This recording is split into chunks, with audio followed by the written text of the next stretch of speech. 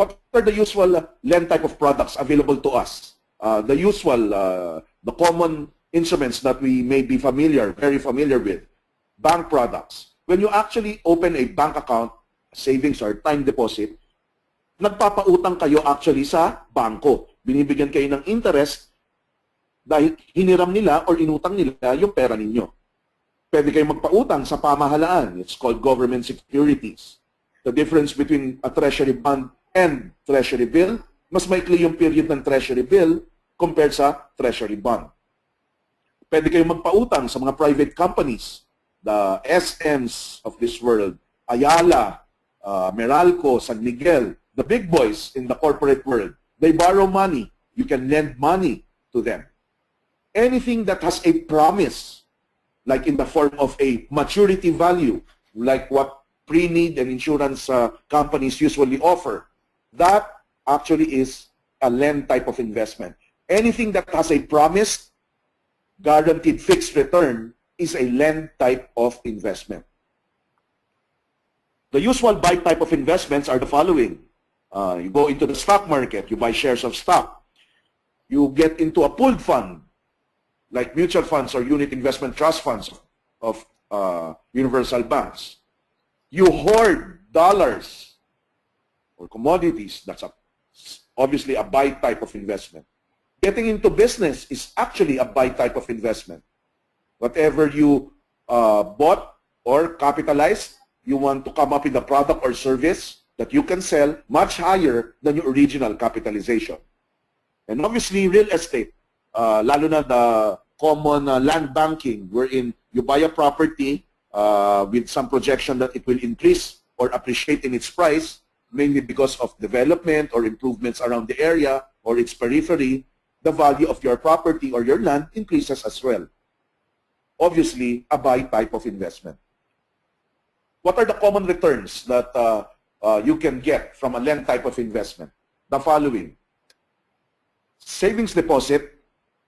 If you have a savings deposit sa mga malalaking bangko, the BDOs, BPI, Metrobank, RCBC, PNB and the like, the big universal banks, you can only expect 0.5% at current prices now.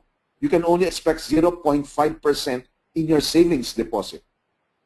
Thrift banks, savings banks, rural banks, since they carry more risk, they offer higher return at 1.5% savings deposit rate. If there is a promise already from you that you will not withdraw, or hindi nyo sila sisingilin in 14 days, 30 days, 60, 90, 120, 365, all the way up to 5 years, nag-promise kayo na hindi nyo withdraw, time deposit na po ang tawag doon.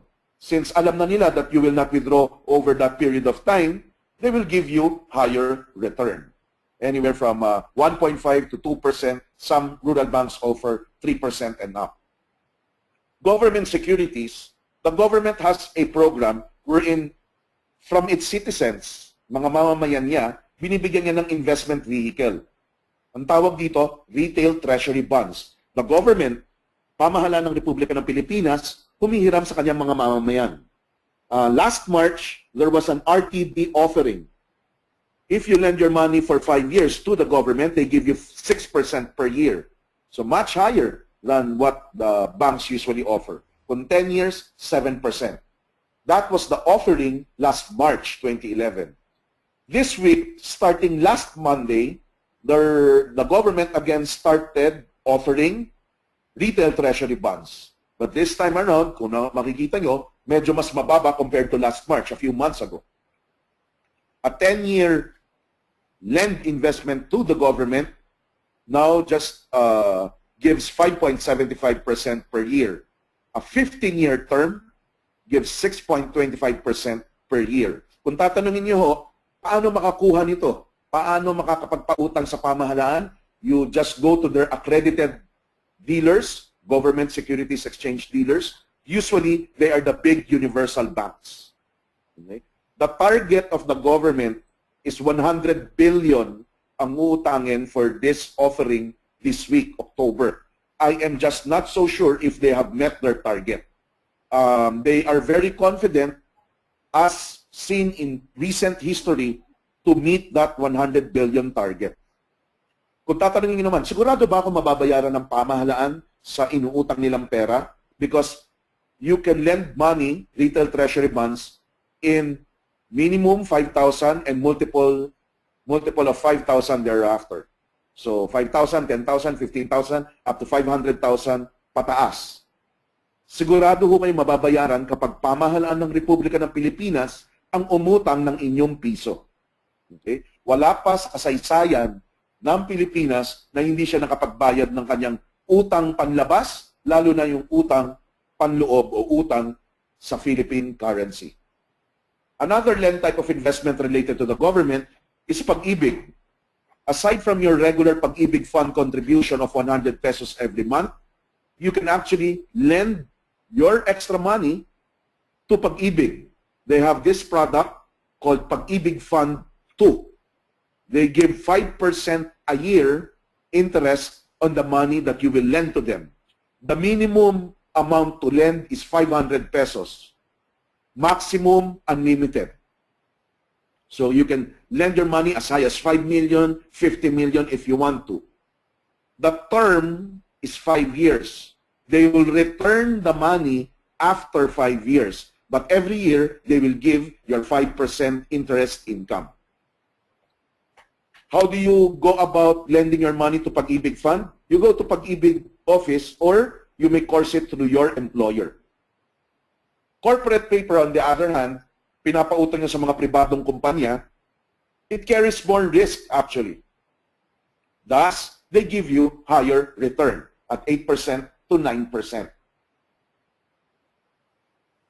Yung mga insurance or pre-need products, they carry about 5% to 7% return per year if you will calculate kung ano yung inalok nila over a period of 10 years, 15 years, 20 years, pumapalo po siya ng 5% to 7%.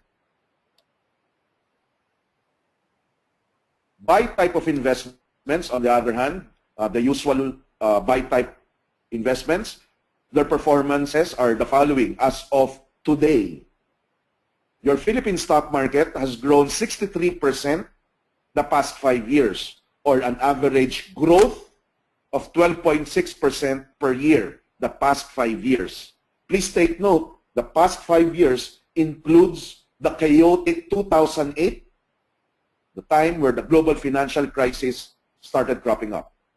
Mutual funds, specifically FAMI, SALEF, First Metro Asset Management Incorporated, Save and Learn Equity Fund, their 5-year performance is a growth of 125% the past 5 years, or a simple average of 25% a year. The exchange rate, or US dollars, has depreciated 15% the past 5 years, meaning if you kept on holding, buying US dollars, you would have lost 15% already because the peso is appreciating. If you are an OFW family, meaning receiving remittance, and you convert your peso right away, that you can look at the 15% as a possible gain compared to holding to your US dollars. If you want to get into real estate investing or getting into business, a modest target is 20% a year, 10 to 20%. Because if you will get into business, the risky proposition of getting into your own business, and you will just get 3%, 5% growth, you might as well get into a lend type of investment. Fixed na, guaranteed pa. Pwede pang ma-insure. Compared to running, owning your own business, if you will just get 5% or less from your business, less headache ang lend type of investment. So a modest target is 10% to 20% a year.